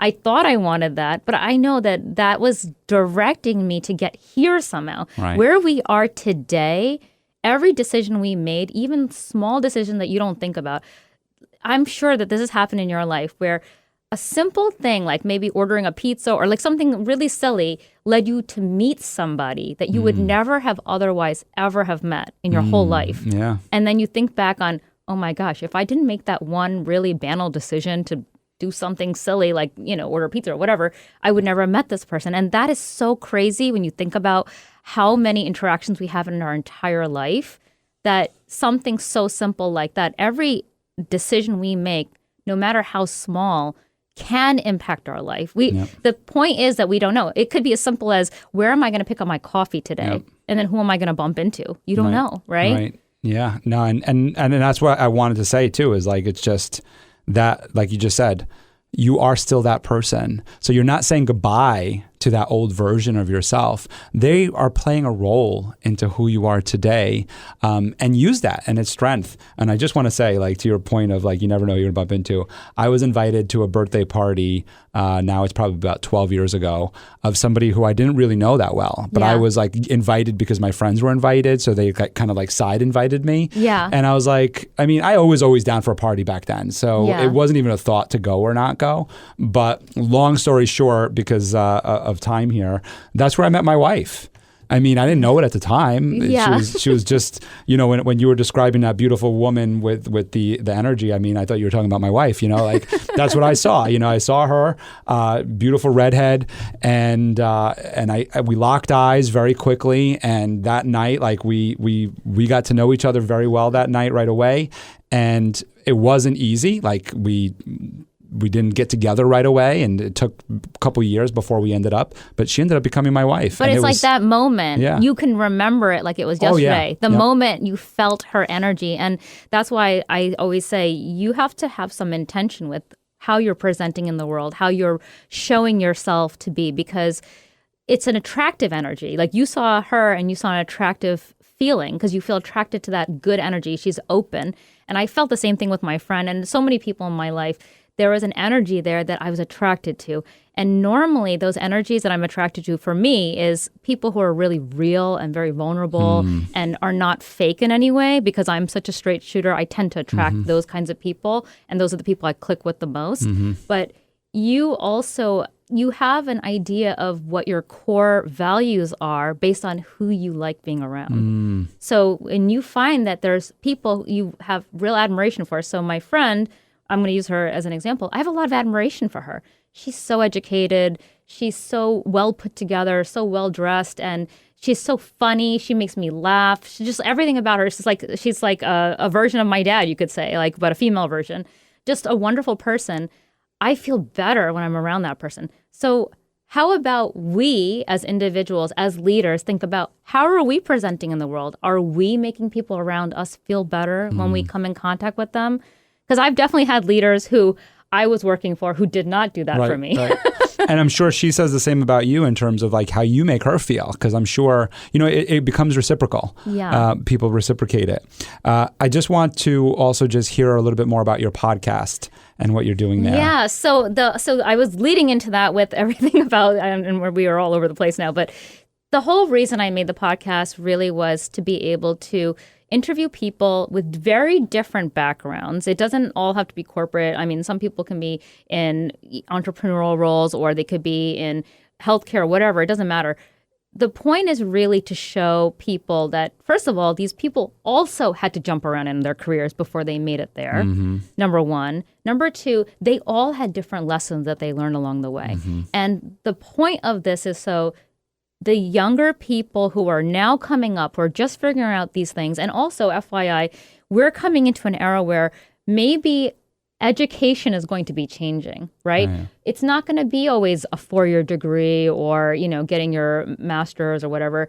I think that education is changing now to more lived experiences as well. So all of the people who are coming onto the show are really sharing how their life changed based on what their callings are, what lessons they've learned along the way. And I also do solo episodes where I just talk about different topics relevant to corporate and how to present yourself and how to really be a professional, because so much is lost. Like, I know what you were talking about earlier about how, like, you used to wear a suit and now you're wearing a shirt. And that's the benefit of being your own boss. Yes. But when you're in a corporate environment and you want to be moving up, you really want to dress a certain part because you're really filling a role, right? You want to be seen a certain way. And all of those things are it seems like silly stuff, but it actually makes a big difference, the way you present. Yeah, you're not walking into a corporate setting in a shirt and a t-shirt and jeans. But what I will say about my t-shirt and jeans is that it is my Den 10 logo, that it's always on it. Yeah, so it's advertising. It's a branding thing for sure. But, it goes back to like you had made some really strong points here about look the part, work the working product, and tell them what you want. And to me, I'm in my notes, I put you're branding yourself. That's your reputation, that's your brand. So what you're talking, when you're looking the part and your work product, that is your brand. Yes. And that's what people speak about, is your personal brand. Right. And so you, whether you're an entrepreneur, whether you're trying to get to the C-suite, you need to build a personal brand that other people promote. That, that's PR. I had Philomena on. She was talking about PR. That's PR. Other people talking behind your back about your personal brand, in a good way that is good PR. Right. That's PR. And when you're telling them what you want, that's promotion. You are advertising yourself. Right. So shout out to Philomena because she taught me all that. But those were the notes that I made. The way that you carry yourself in all those places, that's exactly what it is brand promotion and PR. Right. And it sounds so technical when you say it like that, but it's so basic, right? Basic. It's really just about when you wake up in the morning and you go to your closet, are you going to wear, something that's a little bit nicer today because you want to present yourself a little bit better? Yes, you do, right? I think there's a confidence problem right now in our country because it's after being retracted and being pulled in and everyone's been quarantined and no one's gone outside into the world. We probably can't even fit into all of our clothes the same way anymore because things have changed so much. But go outside, buy a new outfit. Go outside and get yourself out there. Go talk to people. Be alive, right? Being behind screens and behind social media, yes, that's good to a degree, but the real crux of being leader, and really getting to like the nuts and bolts of being up close and personal with a human being is actually interacting one-on-one and not through technology, because you lose that. And I think you would agree with me that our in-person Toastmasters meetings are always so much more thought-provoking and deeper, because we're seeing more than just someone's head. Yeah. We're seeing the full body. They're deeper. I mean, I feel bad that I don't feel bad, but I wish I would have been able to make our last one, because I know I have to wait another month to get to the next one, because I love the in-person ones. I just want to say to what you were just saying there is it has to do with intention. Yes. Right. It's about intention. Like when I put on my t-shirt and jeans, I have an intention. Like my jeans are intentional. My shirt is intentional. It's intentional because I do think about it. I go, which shirt am I wearing and what is it for? Because there are certain places where I actually won't wear a t-shirt and jeans. Yeah. I'll put my Den 10 t-shirt on, but I'll put a suit over it. Because that's what it calls for. So it's intention behind what we do. And I'm so happy to hear about your podcast that you're doing, where it's so similar to what we're doing here. So like when I started the Michael Esposito Show, it was because I wanted to learn from entrepreneurs like yourself, from business leaders like yourself. I wanted to learn from them. And so I was like, well, I'm going to interview them and learn from them. Yes. And my audience is going to also take part in that, and they're going to learn from them. And what you're doing with your podcast is similar, and like you're learning from other people's experiences so that we don't make the same mistakes. And also having the confidence, because I think that's the one thing that when we're younger, I think I sound confident talking to you now about it, but I wasn't as confident back then every time I made a switch. When I went from government to finance, even though that was what I wanted to do, I really liked the position I was in right before I moved. So then I was really questioning, should I make the switch? So those are really big unknowns when you're young. And the truth is, when we're younger, we still are trying to figure things out. We're still trying to see where we fit in the world. And we're still trying to figure out what our identity is. We're still making it then. Right. We're not all put together by the time we graduate school or by the time we're going never out to, put together. Right. Yeah. And I think as entrepreneurs, we're always reinventing ourselves. But even in career changes, career to career, everything that we're doing, like you said, intention. Be intentional about the change. Don't just go into it because, there's an opening in this field. I want to try it out. Do the research. Really look into it. Yeah, be intentional. So your mantra that you live by is no surprise then, which is, I am the master of my fate. I am the captain of my soul. Invictus. Invictus. Thank you. Yes. I've loved that phrase since I was a child. I remember writing it on a whiteboard when I was like 15 years old in my room. And I really believe that your life right now can change if you decide to. If you have to make a conscious, intentional decision to make a change. You can't let life happen to you. You have to be able to make life happen for you. And there's a clear difference between letting life happen to you. And those are the people who are maybe in a position, a company, they're working really hard. Like I was working hard and then nothing was happening. Why am I not getting a raise? Why am I not getting promoted? Right. Well, did you try taking that extra step forward and maybe open your mouth and say something? No, maybe not. Maybe you're too scared to. But that thing that you're scared of, that's usually where the direction you're supposed to be going. If there's a little bit of fear there, saying, oh no, I'm not going to do that, you might not even be afraid of failing. You might be afraid of success. And you have to think about that sometimes. What are you really afraid of? It might not be failure. Yeah. Yeah, and making the decision, Tony Robbins talks about that too. So many people now, I hear, not just him, but he's the one who sticks in my mind typically, especially when we're talking on self-improvement and stuff like that. But it's really, everything is just a decision. Like you can decide to be happy. Yes. You can decide to be sad. You can decide. It's really just making decisions. And we were talking about this before we went on air about, you were saying about how you don't know how I find the time and to do the things that I'm doing. And it just goes back to decisions. It's, I make a decision. I want to do this. Yes. This is what I want. Yes. And sometimes I make a decision to relax.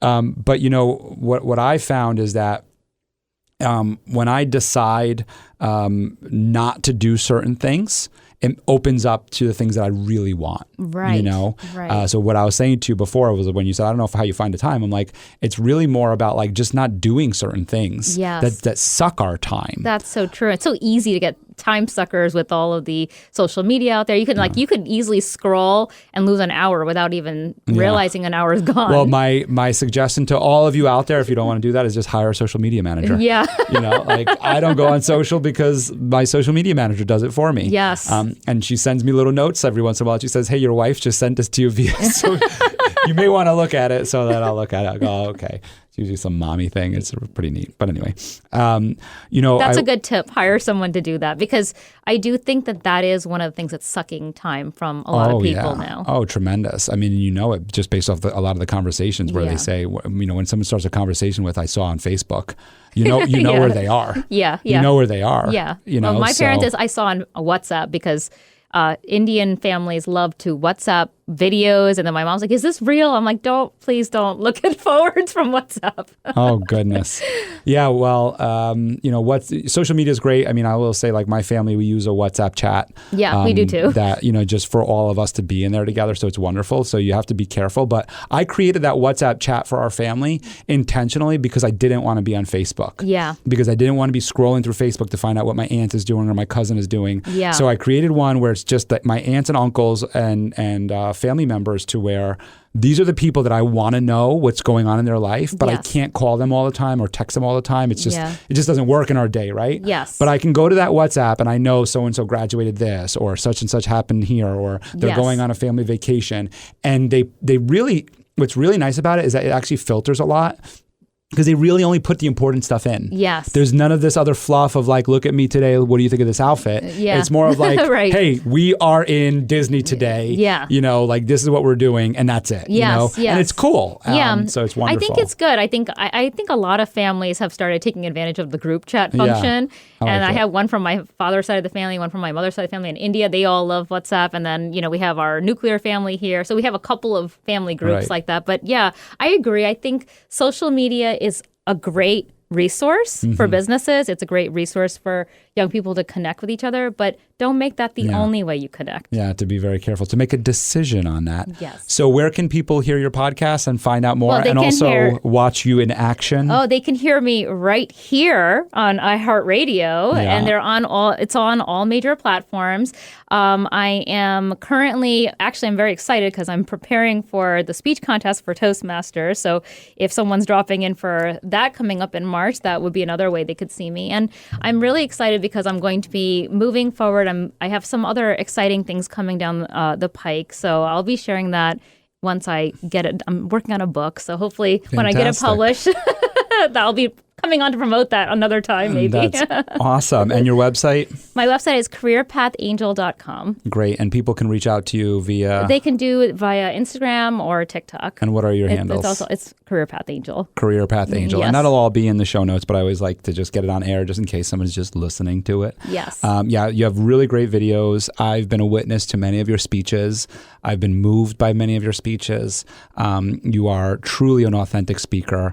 I know that you're going to be so great in the speech contest, but in everything that you're doing. So thanks so much for coming on today. Thank you. I appreciate it. Thank you for listening to the Michael Esposito Show. For show notes, video clips, and more episodes, go to michaelespositoinc.com/podcast. Thank you again to our sponsor, Den 10 Insurance Services, helping businesses get the right insurance for all their insurance needs. Visit den10.io to get a quote. That's DENTEN.io.